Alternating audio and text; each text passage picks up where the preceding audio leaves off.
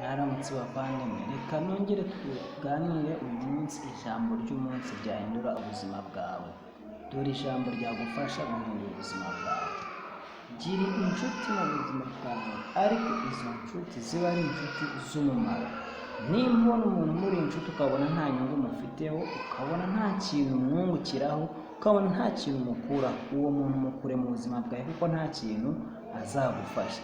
Naho nukomeza kumurekera mu buzima bwawe azaba igihombo gihoraho aho kugira ngo akubere inyungu.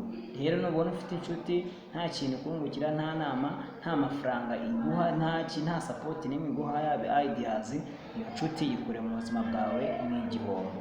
Urakoze cyane. Iyo ni ijambo ryagufasha rikaguhindura ubuzima. Ni Elizafani. Kurikirana kuri Instagram, Facebook, TikTok ndetse na YouTube channel yitwa Ikizere TV. Ujye ubasha kureba udufilimi dutandukanye dusobanuye, udusizoni twiza, kandi unakurikirane n'ijambo ryaguhindurira ubuzima bwawe bwa buri munsi. Murakoze cyane, ndabakunda cyane.